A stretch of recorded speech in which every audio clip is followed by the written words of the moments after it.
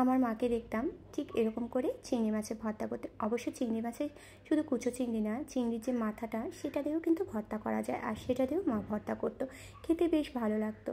তো শীতের দিনে বেশি ভর্তা দিয়ে গরম গরম ভাতের সাথে কিন্তু খেতে ভীষণ লাগে। কি বলো বন্ধুরা? আমার কাছে তো ভালো লাগে। অবশ্য শীত বলো কেন, সব ঋতুতেই কিন্তু ভর্তা দিয়ে খেতে ভীষণ ভালো লাগে, আর শীতের মধ্যে একটু বেশিই ভালো লাগে। তো শীতের মধ্যে যখন গরম গরম ভাত, মানে আমাদের ভাষায় বলি ফেনা ফেনা ভাত, সেই ফেনা ফেনা ভাতের সাথে ঠিক এরকম করে পাটার মধ্যে কুচো চিংড়ি ভর্তাটা করতো, বা বিভিন্ন ধরনের ভর্তা করতো, খেতে ভীষণ ভালো লাগতো। তো আজকে তোমাদের সাথে সেই ভর্তাটার রেসিপিটাই আমি তোমাদের সাথে শেয়ার করছি। তো বন্ধুরা, ভিডিওটা কিন্তু না টেনে সম্পূর্ণ দেখতে থাকো। আশা করি তোমাদের কাছে ভিডিওটা ভালো লাগবে। যদি ভালো লাগে তাহলে পেজে লাইক, কমেন্ট এবং শেয়ার করে পাশে থেকো। তো প্রথমে আমি পেঁয়াজ, রসুন আর কাঁচামরিচ ভেজে নিয়েছি। ভেজে নিয়ে তারপরে আমি নুন হলুদে মাখিয়ে রাখা চিংড়ি মাছটা দিয়েছি। এখানে একদম কুচো যে চিংড়িটা সেটা নিয়েছি। তো কুচো চিংড়িটা ভালো করে ভেজে নিয়ে তারপরে আমি এখানে পালং শাক দিয়েছি।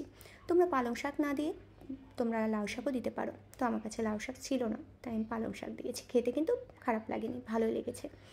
তো এই চিংড়ি মাছ পালং শাক দিয়ে ভালো করে ভেজে নিয়ে তারপরে আমি আবার ধনেপাতাটা ভেজে নেব। ধনেপাতা একদম কাঁচা দিলে আমার কাছে গন্ধ লাগে, তাই হালকা একটু ভেজে নিয়েছি। তো ভেজে নিয়ে তারপরে আমি পাটায় বেটে নিয়েছি। ভর্তার আসল স্বাদ তো পাটায় বাটার পরে। ভর্তা যখনই তুমি পাটায় বেটে ভর্তা করবে, খেতে ভীষণ মজার হবে। আর দেখবে আমরা যখন মেশিনে করি ভর্তাটা, সেটা কিন্তু খেতে অতটা ভালো লাগে না। যেটা পাটায় বাটা ভর্তার যে স্বাদটা, সেই স্বাদটা কিন্তু মেশিনে মানে করার পরে সেই ভর্তার স্বাদটা আসে না।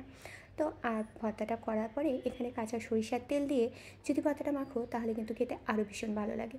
তো আমার পাটায় বাটার পরে আমি এখানে কাঁচা সরিষার তেলটা দিয়ে আবার একটু মেখে নিয়েছি। আমি তো প্রথমে সব কিছু ভেজে নিয়েছিলামই, তারপরে আবার আমি কাঁচা সরিষার তেল দিয়েছি। দিয়ে এখন আমি ভালো করে মাখিয়ে নেব।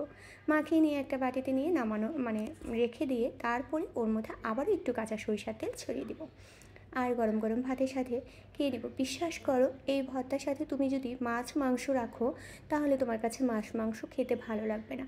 এই ভর্তা দিয়েই তুমি কিন্তু 2 প্লেট ভাত খেয়ে উঠতে পারবো। এতটাই মজার আর এতটাই সুস্বাদু ভর্তা। আসলে ভর্তা প্রেমী যারা আছে তারা সবাই জানে যে ভর্তা কতটা মজার। কী বলো বন্ধুরা? তোমাদের কাছে ভর্তা ভালো লাগে তো? আর এরকম করে চিংড়ি মাছ ভর্তা কার কার ভালো লাগে অবশ্যই জানাবে। আর আমি কিন্তু গরম ভাতের সাথে এই কুচো চিংড়ি ভর্তাটা দিয়ে খেয়েছি। আর বিশ্বাস করো, মাংস রান্না করা ছিল, আমি কিন্তু মাংস দিয়ে ভাত খাইনি, এটা দিয়ে ভাত খেয়ে উঠেছি। এতটা মজার হয়েছে।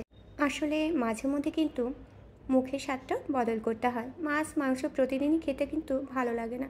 এরকম পাটায় বাটা ভর্তা দিয়ে যতটুকু ভাত খেতে পারবে, মাছ মাংস দিয়ে অতটুকু খেতে পারবে না। তাই মাঝে মধ্যে মুখের স্বাদ বদলের জন্য হলেও এরকম ভর্তা বানিয়ে খেয়ে দেখো। মুখের স্বাদটা পরিবর্তন হবে, আর পেট ভরে দুটো ভাতও খেতে পারবে। তো আজকের ভিডিওটা কেমন লাগলো অবশ্যই জানাবে কিন্তু বন্ধুরা। তো ধন্যবাদ সবাইকে। আজকের এই ভিডিওটি এ পর্যন্তই রাখছি।